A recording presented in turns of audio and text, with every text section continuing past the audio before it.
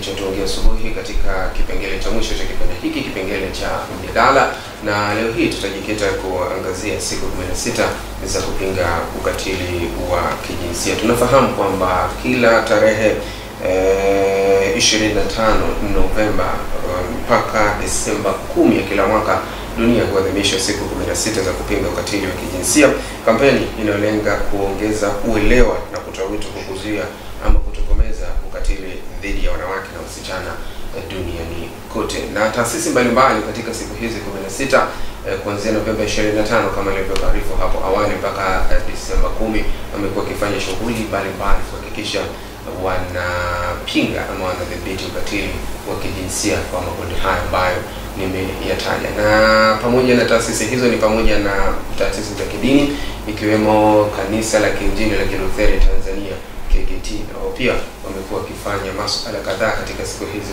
16 ili kuhakikisha wanaadhimisha ama wanaunga mkono jitihada hizi za kupinga ukatili kwa wanawake na wasichana katika siku hizi 16.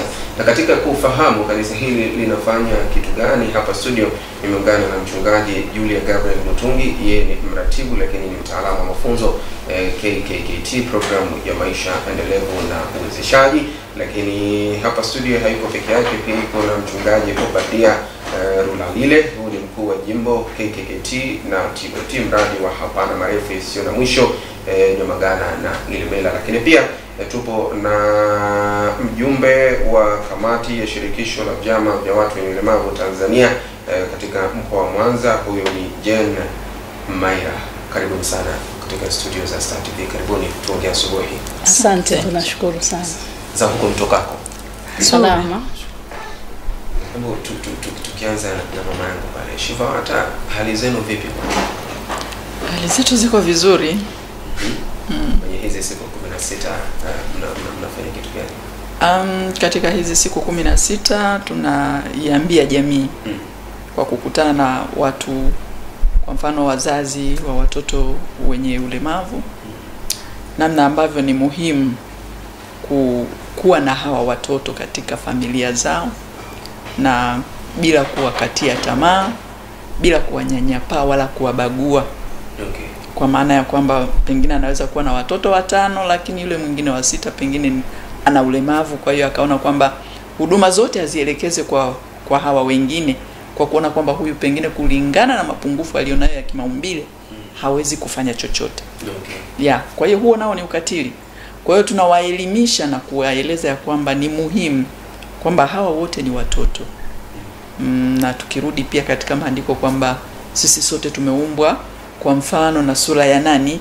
Ya Mungu. Kwa hiyo kama binadamu yeyote ana haki ya kuweza kupata kila hitaji ambalo ni sawasawa na binadamu mwingine bila kuangalia kasoro zake.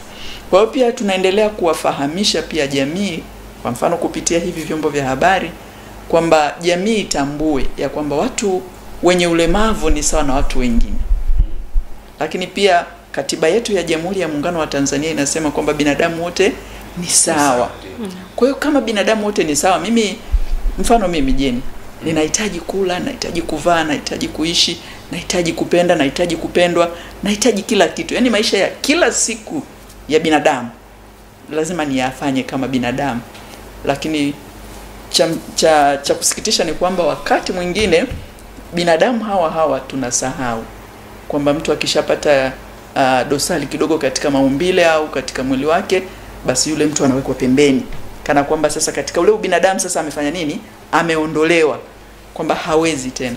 Lakini hicho si kitendo kizuri, ni mojawapo ya kupinga. Tunaendelea kupinga huo ukatili na kuiambia jamii ya kwamba sisi sote ni sawa mbele za Mwenyezi Mungu. Okay. Nataka kufahamu kutoka kwa wachungaji hapa, siku hizi 16 za kupinga ukatili kwa upande wa kanisa zina maana gani kwenu? Asante sana ndugu mtangazaji. Kwa kanisa, siku hizi 16 za kupinga ukatili kwetu sisi ni fursa. Na tunatambua kwamba kanisa letu la Kiinjili la Kilutheri Tanzania linajikita kumhudumia mwanadamu katika maeneo makuu matatu: kimwili, kiroho na kiakili. Tunapozungumza habari ya kupinga ukatili, tunazungumza vitendo ambavyo vinagusa utu wa mtu. Ukatili unapofanyika kwa mtu, amani inatoweka, utulivu unatoweka, saikolojia inaathiriwa. Na mtu huyu huwezi pia kujikita tu kumpa huduma za kiroho. Kunahitajika huduma ya ziada zaidi ya huduma ya kiroho katika kumsaidia kwanza awe na utulivu, kujua kama anafanyiwa ukatili basi achukue hatua gani, na kumsaidia kujua ukatili unafananaje. Ni jambo lote ambalo anaweza akafanyiwa likamuondolea utulivu. Sasa kama utulivu umeondoka kwa sababu kuna jambo umefanyiwa, nje tu ya kumhubiria na kumuombea, kuna hatua za kuchukua. Ni kumuongoza huyu mtu kwenda kwenye vyombo vya kisheria, lakini wakati mwingine kazi ya kanisa ni kufanya usuluhishi na upatanishi. Kwa hiyo sisi kwetu hii ni fursa kuisaidia jamii.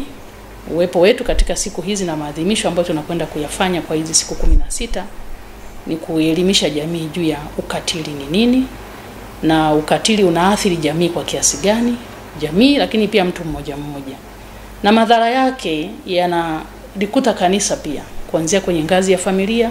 Familia moja ikipata changamoto kuhusiana na mambo ya ukatili, kanisa ni mkusanyiko wa familia, kwa kanisa linaathirika, na kanisa likiathirika pia kama sehemu ya jamii, jamii inapata wakati mgumu.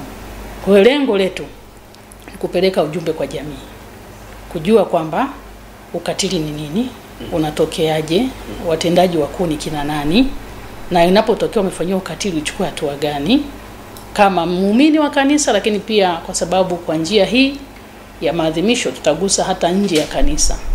Okay. Tuna shughuli ambazo tumezipanga. Okay. Ndio. Mchungaji Rolalile, tumwambie mtazamaji kwa sasa, ukatili pengine ni kitu gani? Ni nini na unaathiri vipi? Unaathiri vipi jamii? Ukatili ni kumfanyia mtu chochote ambacho kinamuumiza. Okay. Kinamuumiza kimwili, ambacho kinamkosesha haki yake ya kuishi kama binadamu. Ukatili, kuna ukatili wa kimwili ambao mtu anaumizwa mwili wake. Ndio. Wengine unakuta wanachoma mioto, mtoto yatima, unakuta labda analelewa na mama wa kambo. Tumekuta mambo hayo hata wazazi. Unakuta mtoto anafanya kitu cha utoto, wanachoma mioto, watu wanapigwa kwenye ndoa. Kuna ukatili unafanyika ambao unagusa mwili wake. Unaona, lakini kuna ukatili ambao ni wa kisaikolojia. Mtu anakuta kwamba anafanywa ajisikie vibaya, asijiishi kuwa binadamu. Kwa sababu unakuta mtu anaweza akanyanyapaliwa. Ananyanyapaliwa kwa sababu labda ya mwili wake, ananyanyapaliwa labda kwa sababu ni mwanamke. Kwa hiyo kuna ukatili wa kijinsia ambao unakuta kwamba kuna mfumo dume katika jamii. Sasa kwa upande wa tatizo hili la ndoa za utotoni, unakuta mtoto wa kike kwenye familia nyingi wanamfanya kama kitega uchumi. Wazazi, binti akizaliwa tayari wameshapanga kupata pesa. Lakini msichana inabidi aishi kama mvulana, maana ni binadamu kamili. Duniani Mungu ametuweka ni mwanamke na mwanaume. Hakuna mwanaume bila mwanamke, hakuna mwanamke bila mwanaume. Kwa hiyo unakuta kwamba binti, wasichana wengi wamepata shida kwa sababu mila potofu, wanaozeshwa wakiwa wadogo. Huo ni ukatili. Ukatili kwa sababu kwanza inamfanya asiishi kama mtoto. Nakuta kwamba na umri kama mtoto, sasa anaanza kushika mtu mzima. Kwa hiyo anatoka kwenye kundi lake. Lakini ananyimwa haki ya elimu, ambayo elimu ni haki ya kumfanya mtu ajiamini, mtu aweze kujikomboa kiuchumi, aweze kufiti kwenye jamii. Sasa inamshusha kisaikolojia. Sasa wenzake ambao wamepata nafasi ya kuendelea, yeye mwenyewe yuko huku anatunza watoto. Lakini hiyo tatizo alimwathiri yeye tu, linamwathiri na kizazi chake. Ukatili huu wa ndoa za utotoni inasababisha umaskini, kwa sababu yeye hakusoma, hawezi kupata ajira. Lakini pia kwa sababu amekwenda kuwa tegemezi kwa mwanaume. Na wanaume wengi wanaooa unakuta kwamba ni binti mdogo anaozeshwa kwa mzee. Kwa hiyo hawezi kuwa na maamuzi, hawezi kupanga, hawezi kuamua chochote nyumbani. Ni kama mtoto. Kwa hiyo anapangiwa pale nyumbani. Na wengi kwa sababu unakuta kwamba ameolewa bila mpango na wala hajachagua, wengi wanaachika. Okay. Unaona sasa. Kwa hiyo sasa kishaachika, kwanza pale pale hatarudi tena shuleni. Ameathirika kisaikolojia. Uchumi wake umeathirika. Unaona? Lakini pia unakuta kwamba wengi wanapata shida ya kiafya kwa sababu ya mimba za utotoni. Hiyo sasa ni ukatili tayari, ameathirika kiafya kwa sababu akichukua mimba vile vya uzazi ya mtoto chini ya miaka 18 na kwa hajawa tayari kubeba mimba. Kwa hiyo walio wengi wakienda hospitalini, na mimi ni chaplain pale Buganda. Ni chaplain kwa makanisa ya CCT. Nimekaa pale tangu miaka mingi, tangu mwaka 96. Kwa nimeona mabinti wengi wamefariki, wengi wamelemaa wakipata ugonjwa wa fistula ile ya kutoka mkojo muda wote kwa sababu ya kuzaa wakiwa ni wadogo. Sawa. Kwa hiyo anakosa haki yake. Hiyo akusoma, anakuwa maskini, hawezi kuishi kama mtoto, anaathirika kisaikolojia. Kiuchumi anaathirika, kisaikolojia anaathirika, kijamii anaathirika kwa sababu anatengwa. Wengi unakuta kwamba wananyanyapaliwa, wanachekwa, wanafanya. Kwa hiyo ukatili unaathiri kimwili, unaathiri kisaikolojia, unaathiri kiuchumi. Sawa. Nikirudi kwa mama yangu pale jini. Huko Ishivyawata nakutana na watu mbalimbali. Ni ukatili wa aina gani ambao wamekuwa wakiripoti kufanyiwa? Okay, asante. Ni ukatili wa namna nyingi. Cha kwanza ni ile hali ya kimazingira ya kila siku. Kwa mfano unakuta tunapata sana kesi nyingi, baadhi ya wazazi wanawaleta watoto mahali pale wakilalamika kwamba wamekimbiwa kwa sababu pengine mtoto amezaliwa akiwa katika hali ya ulemavu. Okay. Tukichukulia kwa mfano ualbino. Mtu analea mimba na mume wake na mke wake wakiwa na furaha. Lakini inafika mahala akishajifungua, baba akienda kuona mtoto anakuta ana ualbino, anamwacha huko. Kuna kesi ambayo tulipata pale ofisi za CHAWATA mkoa miaka ya nyuma kidogo, kwamba yule mama aliachwa hospitali Bugando hapo, ameenda kujifungua kwa sababu tu mume amekuta mtoto yule ana ualbino. Kwa hiyo akamwacha. Kwa hiyo baadaye akapata wasamaria, wakamchukua, wakamsaidia, na mume alimwacha katika nyumba ya upangaji. Kwa hiyo yule mama akaanza tena kukimbia huku na kule. Kama mchungaji alivyosema kwamba mtu anaweza kuathirika kisaikolojia. Isingekuwa kwamba alipata mtu akamwelekeza kwamba jamani, nenda kwenye vyama vya watu wenye ulemavu, wanaweza wakakusaidia namna ya kuweza kupata namna ya kutoka na kumlea huyo mtoto. Na kwa kipindi hicho kwa kweli hata sisi vyama tulikuwa hatujajua kwamba kuna dawati la jinsia, kwamba tungemsaidiaje, lakini kama chama tulichukua jukumu la kuweza kumsaidia, kumtafutia mtaji wa biashara ndogo ndogo, na akafanikiwa. Lakini pia sio hilo tu, kuna mwingine alizaa kabisa mtoto kwa bahati mbaya mguu mmoja ulikuwa umekatika kwenye goti. Kwa hiyo akawa na mguu mmoja mzima kabisa na mguu mwingine nusu. Yule naye alikimbiwa. Kwa hiyo kuna vituko vingi, yani visa mkasa vya watu wenye ulemavu kuachwa pembeni ni vingi sana. Ndugu mwandishi, tunaweza tukamaliza hata muda siku kadhaa au miezi tukisimulia visa mkasa wanavyokutana navyo vya ukatili vya watu wenye ulemavu. Okay. Yeah. Nataka kufahamu hapo. Pengine kuna kwenye jamii kumekuwa na zile kauli za kibaguzi. Bado zinaendelea kuepomesha kukutana na kisa kama hicho, whether ni wewe ama kuna mtu mwingine ameshakupatithia, bado watu wanafanya ukatili kwa njia ya matamshi.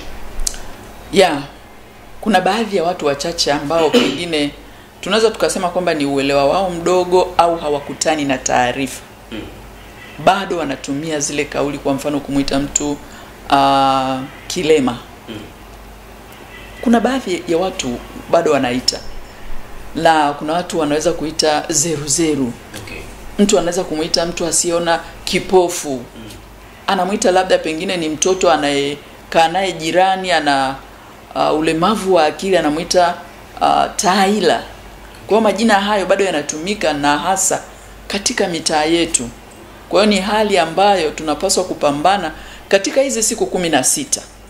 Watu wanapokuwa wakiangalia vyombo vya habari watambue namna ya kuweza kujifunza kupitia vyombo vya habari, lakini si vyombo vya habari tu, maana kuna wengine wako bize na biashara, hata kuangalia hawawezi, au kusikiliza redio. Lakini binafsi kama mimi au kama wewe au kama wachungaji hapa, wana jukumu la kuielimisha jamii katika makanisa, misikiti, vikao vile vya mitaa vinavyokuwa vimealikwa. Mtu anaweza kuomba nafasi ya kusema, jamani, mimi katika kikao hiki ninaomba nizungumze, kuna jambo. Okay. Kwa hiyo mtu anatoa pale elimu yake ya kusema, jamani, hawa watu wenye ulemavu hawaitwi vilema, hawaitwi vipofu na hawaitwi mataila, ila wanaitwa kwa lugha ambazo ni za star. Yaani kumstiri binadamu. Okay. Kumpa ule utu wake. Kwa mfano sasa hivi sawa, baadhi ya watu wengi wanaelewa, lakini bado mtu anaweza kusema kwamba nina mlemavu. Au huyu ni mlemavu. Lakini mlemavu wa nini? Okay. Mtu unaweza ukasema kwa sababu yeye ni mtu anayeishi, unaweza ukasema mtu mwenye ulemavu. Sasa hilo linakuwa ni shida. Japokuwa wametoka kule kwenye, baadhi ya wengi wameshatoka kwamba hawaiti labda vilema kama wengine ambao hawajajua, lakini bado hawajafikia lile lengo sahihi la kumweka mtu katika ubinadamu wake na kuwa ni nafsi hai anayeishi, mtu mwenye ulemavu. Sawa. Nikirudi kwa mchungaji hapa, nataka tufahamu pengine mzizi wa tatizo hili, kwa sababu katika kipindi cha hivi karibuni kumeonekana matukio katili mengi sana. Nilikuwa nazungumza hapa na Bernard, kuna utafiti ulikuwa unaonyesha pengine kwa kila baada ya dakika 10 ulimwenguni kuna mwanamke amefanywa ukatili, amepoteza maisha, ukatili wa aina nyingine. Tuangalie, na kipindi hiki kimeonekana vitendo hivi vilikuwa vikifanyika zaidi. Na hapa tulikuwa tuna tukio lingine la ukatili limetokea huko mkoani Mara. Kuna baba amemfanyia kitendo cha ukatili binti ya mkewe.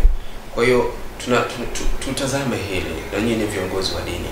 Mnadhani kwa nini kipindi hiki matukio haya ya ukatili hususan kwa wanawake, wasichana na watoto yamekuwa kikithiri sana, yameongezeka kwa kiasi kikubwa? Shida iko wapi?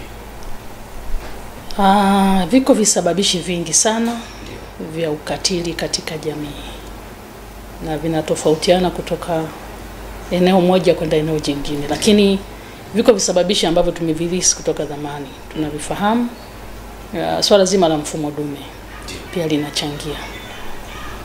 Kwa mfano, tunafahamu katika jamii mkuu wa familia ni baba, na maamuzi mengi ya mambo gani yaendelee katika familia, maamuzi ni baba. Wanawake tunasikiliza, sisi kama wenzi tunapokuwa tumeolewa, tunasikia maelekezo kutoka kwa mkuu wa familia ambaye ni baba. Nina mfano tu mzuri. Miaka 2 nyuma imepita, tulisikia kwenye vyombo vya habari kuhusiana na ndoa za utotoni. Mabinti wawili wamemaliza darasa la 7, ni mapacha, na bahati nzuri katika jamii yetu ya Kisukuma ni weupe. Kwa hiyo tayari walipozaliwa, ratiba ya baba katika ya jamii kwa Wasukuma, mtoto mweupe ni mali, tena hasa wa kike. Kwa hiyo walipomaliza la 7 hapa tu mkoa wa Simiyu, walipomaliza la 7 ikaonekana wanafaa kwenda kuolewa, isipokuwa kuna mazingira fulani hayajakaa sawa kifuani. Mama lazima uwe na mazingira ya kifuani, maziwa ya kwenda kunyonyesha mtoto. Sasa ikaonekana wamemaliza la 7 wanasubiri matokeo, lakini kifuani hapana ushirikiano, na baba ameshapanga ratiba ya kuwaozesha. Aliondoka nyumbani akaacha maelekezo kwa mama. Waende wapelekwe mahali wakanywe dawa ya kuboosti ili maziwa yatokeze, na wakapelekwa. Si maelekezo kama nilivyosema, mkuu wa familia. Wamepelekwa kwa mganga, wakiwa pale wanatumia dawa, mmoja akafia pale. na wa pili akazidiwa. Wakati anakimbizwa hospitalini naye akafariki. Ni watoto wa darasa la 7 wamemaliza, wanategemewa kwenda shuleni. Form 12, 13. Ndio. Lakini tuna kesi ya binti ambaye mwaka jana alimaliza kidato cha 4, yeye na kaka yake. Wakati wamepata matokeo, dada na daraja la 3, kijana na daraja la 1. Wanasubiri kupangiwa shule na vyuo. Binti akawekewa utaratibu kwa maelekezo ya baba. Huyu binti hawezi kwenda mbele, anatakiwa kuozeshwa. Hapa tu Kwimba, Mwanza. Na binti akaona maandalizi nyumbani yanafanyika. Kuuliza muhusika ni yeye anaolewa. Na nani? Hamjui. Kufuatilia ni wa kijiji jirani, wala hamjui jina wala sura. Akakimbilia kwa mchungaji. Mchungaji ndio akamuongoza kwenye vyombo vya kisheria. Siku ya kutoa mahali serikali ikafika. Tukio likafia pale. Na Mungu ni mwema kwamba binti alipangiwa kuendelea na masomo katika chuo cha Marine Engineering. Ni injinia wa vyombo vya majini Dar es Salaam. Kwa hiyo nimesema sababu ni nyingi, lakini kuna hiyo issue ya mfumo dume kwa sababu ya mila na tamaduni zetu kwamba familia, msimamizi na mwenye maamuzi juu ya nini kifanyike ni baba. Hiyo ni moja ya sababu. Lakini sababu nyingine ambayo tutaiona kwa sasa, sisi watu wa kanisani, sisi tuseme ni upendo umepoa, ile hali ya kujali utu wa mtu imeondoka kabisa. Mtu anafanya maamuzi kwa maslahi yake tu. Mtu amekwazwa hata kufikiria kwamba hatua nitakazochukua za namna nilivyokwazwa, nikichukua hatua mimi kama baba kutelekeza familia, hivi watakaoumia ni kina nani? Mara nyingi kwenye migogoro ya ndoa tunashuhudia migogoro ya ndoa kwamba iko juu sana. Inapotokea migogoro na wanaposhindwa kutunza mambo yao wanandoa, waanga wakubwa ni watoto. Na sasa tunakutana na kesi nyingi za watoto wakiwa na misongo ya mawazo na ugonjwa wa afya ya akili kwa sababu ya mazingira yale. Kwa hiyo kuna namna fulani ya uendeshaji wa mambo tunataka kwenda ukisasa zaidi. Tumeacha misingi sahihi ya neno la Mungu. Kwa hiyo niseme sasa sababu nyingine ni hofu ya Mungu kupungua ndani ya watu. Okay. Na wanafanya wanavyojua tu bila kujali kwamba watakaoumia ni kina nani. Sawa. Ndio. Mchungaji Ronaldine, kwa upande wako kuna sababu nyingine unadhani inachangia kuongezeka kwa vitendo vya ukatili kwa wakati huu? Ndio, vitendo vya ukatili kubwa. Tafiti zilizopo ni kwamba kiulimwengu takribani wa binti 12,000 kila mwaka wanaozeshwa chini ya miaka 18. Lakini kwa upande wa Tanzania, Afrika chini ya jangwa la Sahara, tuseme kila mabinti 3 mtoto mmoja anaolewa, binti anaolewa kabla ya miaka 18. Na kwa upande wa kanda ya Ziwa, 30% kati ya watoto mabinti wanawake wa miaka 20 hadi 24, watoto mabinti 30% wameolewa chini hiyo. Kwa hiyo ukatili ule sasa, sababu moja wapo, yani maana yake hiyo unaweza kaona jinsi kiwango kilivyo kikubwa kinavyoongezeka na kinavyoendelea. Hiyo ni utafiti ambao umefanyika na umeonekana. Lakini sababu moja wapo, kama mchungaji alivyosema, moja wapo shida kubwa ni umaskini. Umaskini kwenye jamii unachangia, kwa sababu mabinti tumeshaonekana kwamba binti akizaliwa anaonekana kama kitega uchumi, aolewe kwanza katika mila ambazo zina mahitaji hayo, hasa katika mila za ufugaji na sehemu nyingine wameshaandaa kwamba kuna ng'ombe labda 50, kuna maskini. Lakini mojawapo ni mila potofu ya kuona kwamba mtoto wa kike ni wa kuolewa, yeye hawezi kuwa msaada, ambapo sasa hali ya sasa, ulimwengu wa sasa, imeonekana mabinti ni wa msaada sana kwa familia hata kuliko wavulana. Japokuwa wavulana wanafanya ile katika ya mfumo dume kama unavyosema, lakini wasichana wanajali. Binti akiolea, akisoma kama inavyosema, unakuwa umeelimisha jamii. Lakini pia mabinti wanakumbuka wazazi wao. Kwa hiyo sasa kanisa linafumbua ufahamu. Maana maandiko yanasema watu wengi wanaangamia kwa kukosa maarifa. Kwa hiyo kazi ya kanisa sasa inafumbua watu macho na kuwaonyesha uhalisia. Na tumeshuhudia, mimi katika hali ya kuelimisha katika hizi wilaya mbili, kwa kweli makundi ninayokutana nayo wameshuhudia kwamba mabinti ni wa msaada sana. Kwa hiyo moja wapo hiyo nasema ya maskini. Kumbe binti akisoma ataondoa umasikini, si wa siku hiyo, ni wa kudumu kwa familia na kwa jamii na kwa endelevu. Sababu nyingine moja wapo ni sheria. Sheria zetu zimetoa mwanya, hasa sheria ya ndoa ya mwaka 1971 ya Tanzania inatoa fursa ya binti wa chini ya miaka 18 kuolewa kwa ruhusa wazazi, ambapo sheria hiyo inapingana na sheria mama ambayo ni katiba. Katiba ya Tanzania inasema mtu mzima ni miaka 18. Kwa sababu chini ya miaka 18 hata kura apigi wala hawezi kupata nafasi ya uongozi na hawezi kushiriki yote ya watu, mambo ya watu wazima. Lakini sheria ile ya ndoa imeruhusu nafasi hiyo. Ndio maana kanisa sasa linazidi kuelimisha, hasa wale vyombo ambao vinahusika na kubadilisha sheria waweze kulishughulikia hilo jambo, ili sheria mama ifanane. Sheria ya ndoa, sheria ya elimu ambayo mtoto chini ya miaka 18 akiolewa, yule anayemuoa au anayefanya uhusiano naye anashtakiwa kwa kosa la jinai la kuweza kufanya mahusiano na mtoto. Kwa hiyo sheria yetu inatoa nafasi hiyo na inabidi ibadilike. Lakini pia jambo lingine ambalo limeleta shida ni elimu. Elimu hasa kwa mabinti. Mabinti wengi wamepata shida kwa sababu utandawazi. Unakuta kwamba mabinti wengi wametumia hali ya utandawazi, wamechochea hali ya nini ya tamaa. Tamaa kwanza mojawapo ya mahusiano, na kuta mabinti wanafanya mahusiano wakiwa wadogo. Kwa sababu mojawapo inasababisha ndoa za utotoni, ndoa za utotoni ni mimba za utotoni. Unakuta kwamba binti anapata mimba akiwa mdogo. Sasa wazazi wanaona kama kuondoa aibu ni afadhali aolewe. Kwa hiyo wanamlazimisha aolewe hata kwa mtu ambaye asingemoa, na matokeo yake baadaye ndoa yake inakuja kupata shida.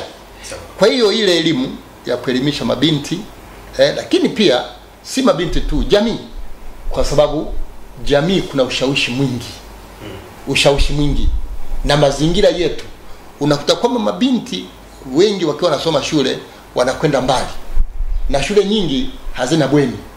Kwa hiyo kwa hali ile akitoka katika sehemu za vijijini hata mijini, anapita kwenye mazingira magumu ya vishawishi vya watu ambao hawana maono na huruma.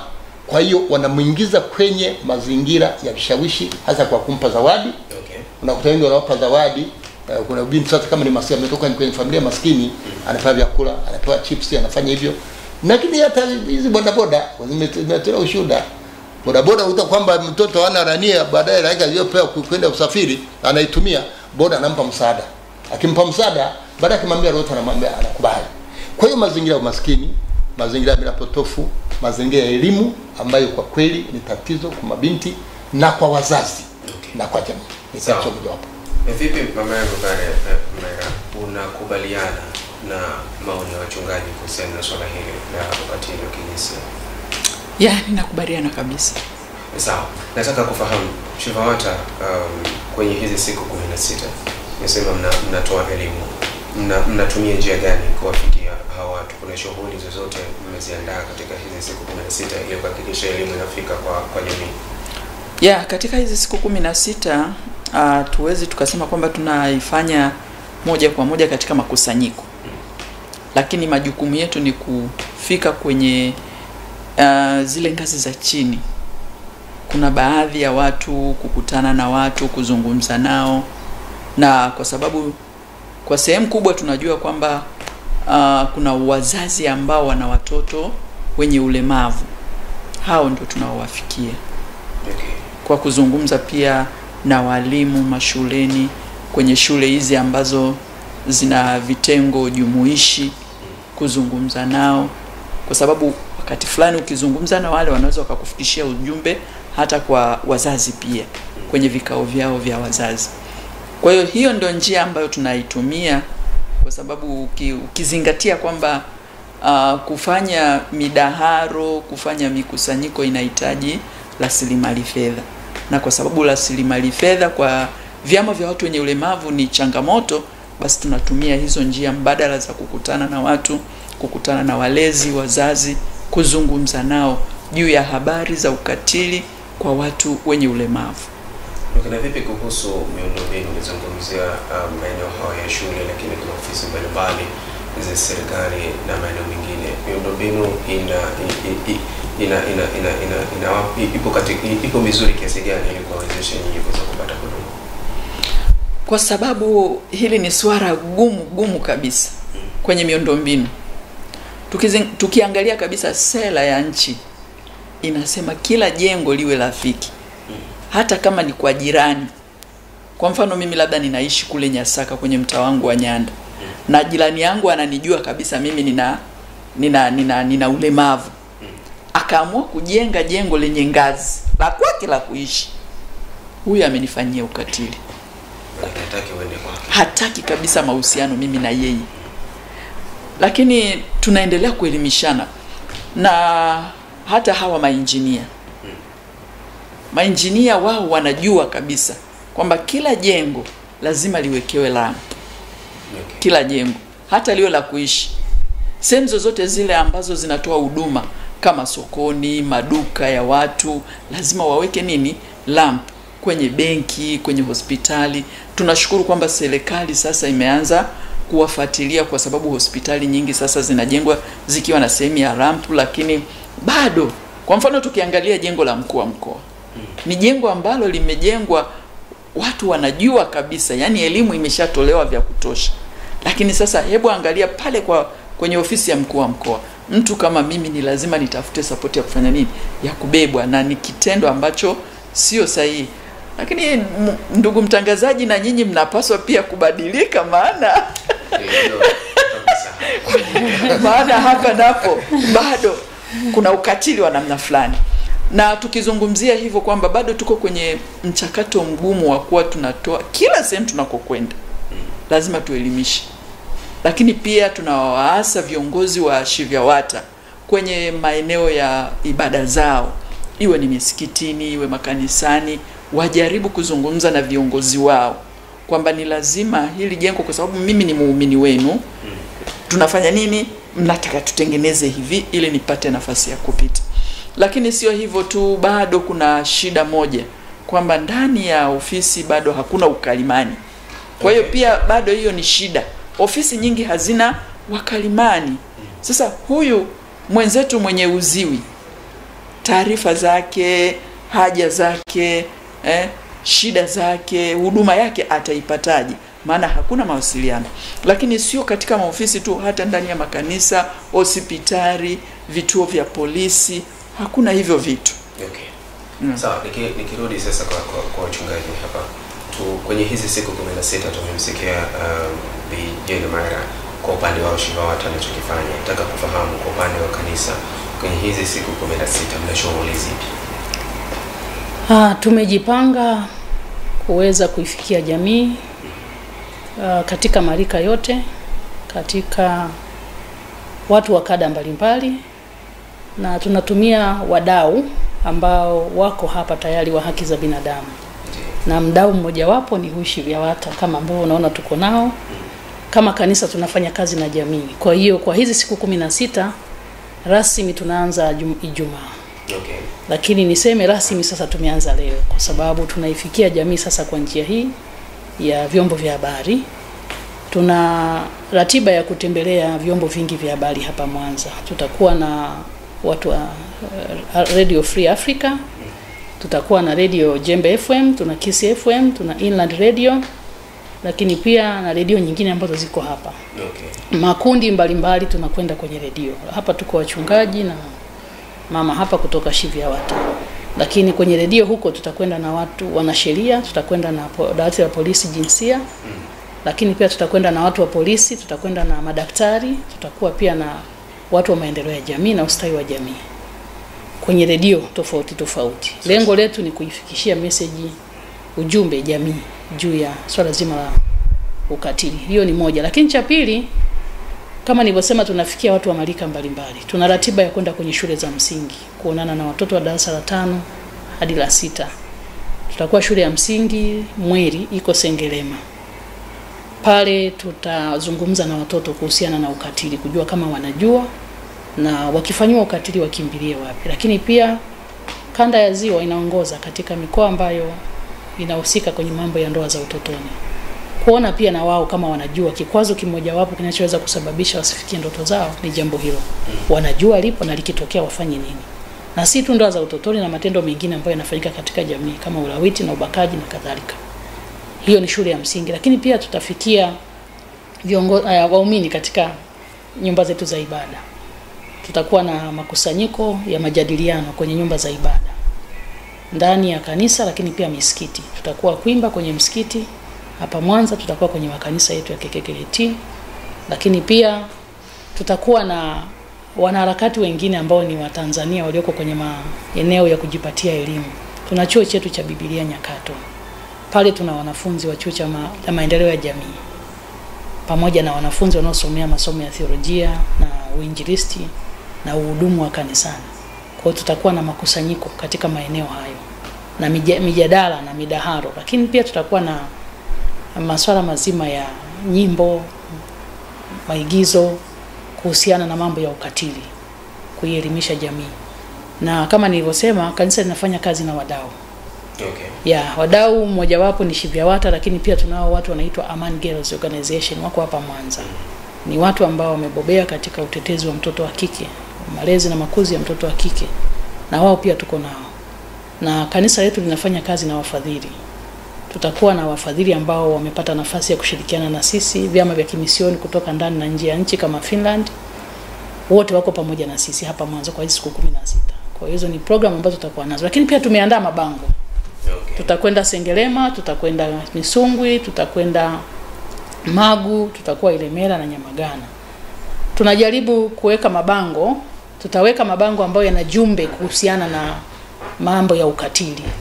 Na ndani ya yale mabango tunategemea kuwa na watu wa habari ambao watakuwa wanarekodi na baadaye vitarushwa kwenye taarifa za habari na baadaye kwenye vipindi. Mabango yale yanalenga kuwafikia jamii. Tukishayaweka pale kuna watu watakuja kusoma. Na pale watakuta kuna kikundi kipo kuanza kujadiliana na hao watu waliofika wakada mbalimbali na wa elimu mbalimbali. Unajua nini kuhusu ukatili? Unafikiri nani muhusika mkuu na ukatili unatokeaje? Nini kifanyike kufikisha ujumbe kwa jamii? Okay. Ndio. Mchungaji Rula Lile, kwa hivi vyote ambavyo mchungaji Mutungi amezungumza, mtavifanya katika siku zote 16 ama ama mtafanya? Kipindi ni maalum. Kipindi cha kupinga ukatili katika kujiunga na ulimwengu. Maana kila tukio huwa kuna siku maalum. Leo kuna siku ya kina mama. Kipindi hicho tunafanya vitu vingi.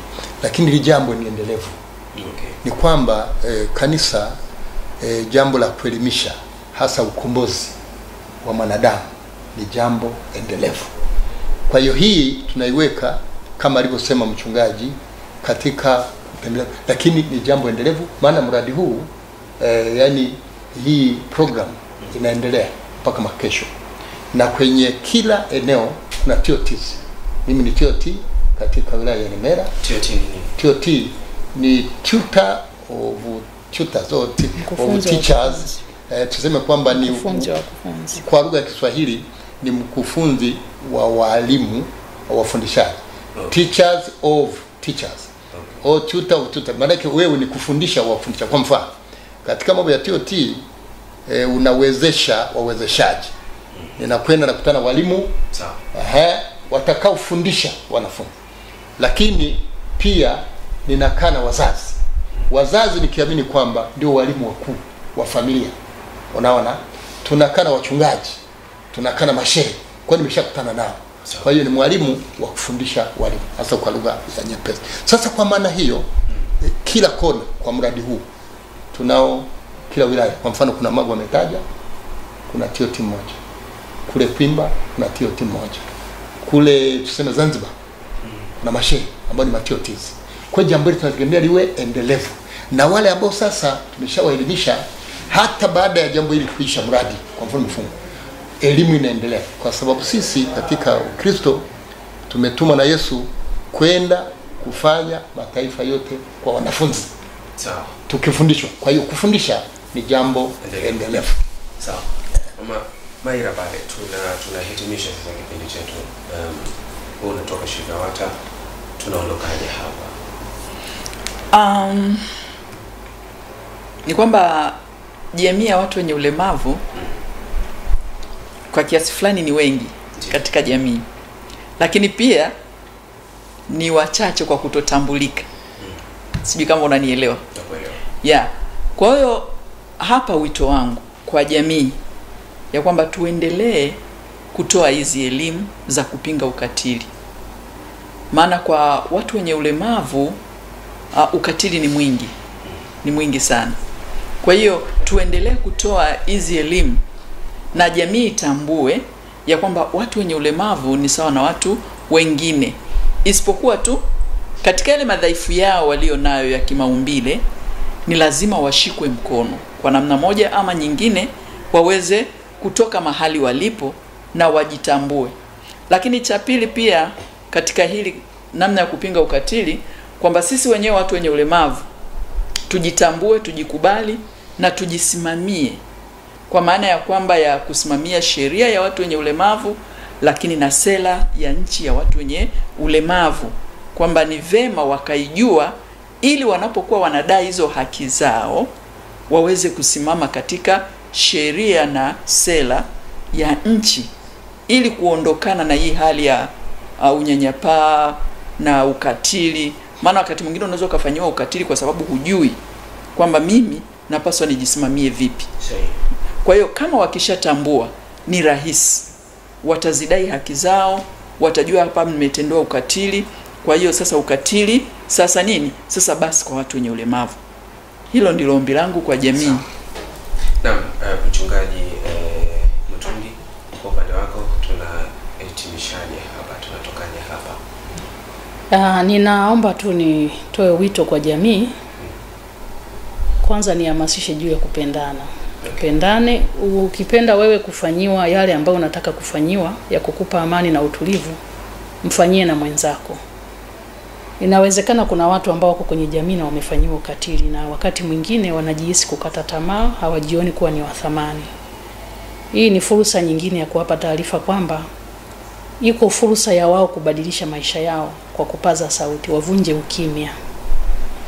Wasinyamaze, wachukue hatua za kushirikisha viongozi wao wa dini, lakini pia washirikishe taasisi na wadau ambao wanahusika katika kutetea haki. Kwa mfano, huyu binti ambaye tulimwokoa alipaza sauti, alikimbilia kwa mchungaji, akapata msaada, leo yuko shuleni. Lakini pia kuna wengine ambao wako kwenye mazingira ambayo wanaogopa labda kusema. Kuna vyama ambavyo vinatunza, na kanisa ni mojawapo ya chombo ambacho kinafanya kwa usiri. Wasiogope kupaza sauti, wafike, watoe taarifa, na uhakika kwamba mambo yao yatatunzwa na maisha yao yatabadilika. Kwa hiyo ningeomba watu wasinyamaze kimya, wachukue hatua. Na niseme tu mwisho kabisa kwa watoto.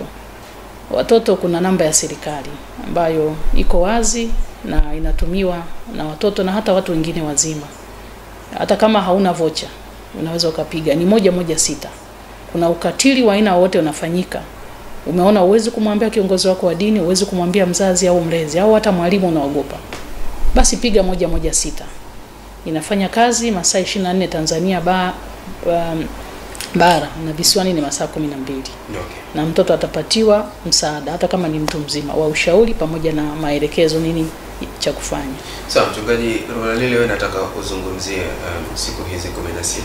Wito wako ni upi na shughuli ambazo hususan shughuli ambazo kanisa inazifanya katika siku hizi? Wananchi wanatakiwa kupata ujumbe gani? Ujumbe ambao tunapeleka ni kama hivyo elimu tulivyoitaja, kuangalia hasa kukomeza ukatili wa mtoto hasa wa kike katika kujitambua. Si wa kike tu, mtoto wa kike akikombolewa maana inahusisha na mtoto wa kiume pia, maana ni moja kwa moja. Lakini tufanyie kazi mafundisho. Mara nyingi tumekuwa watu wa kusikia, hatutendi. Maandiko yanasema kwamba ukisikia usipotenda hautaona mabadiliko. Yesu alitoa mfano huu kwamba mtu mwenye akili anapofanyia kazi mafundisho anafanana na mtu aliyejenga nyumba kwenye mwamba, nyumba yake ikaleta faida. Lakini ambaye afanyii kazi, mfano mpumbavu, amejenga nyumba kwenye mchanga, nyumba ikaanguka. Kwa hiyo mafundisho haya kipindi hiki watu wachukue hatua, wakubali kutumia mafundisho ya elimu, wapate mabadiliko. Lamu lingine, sheria hii inayojichanganya, kwa kweli vyombo vinavyohusika na kutunga sheria na kubadilisha wachukue hatua, tusiendelee na makosa ambayo tumeshagundua.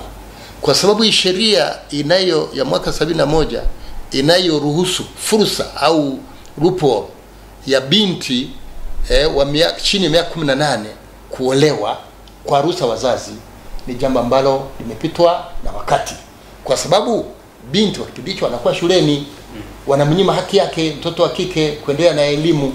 Kwa hiyo tunaomba kwa kweli serikali ichukue hatua mapema iwezekanavyo kubadilisha sheria hii ya mwaka 71 inayokandamiza na kunyanyasa mabinti na kuwanyima haki zao, ili waende na sheria mama, wasijichanganye kwa katiba kupigana na sheria.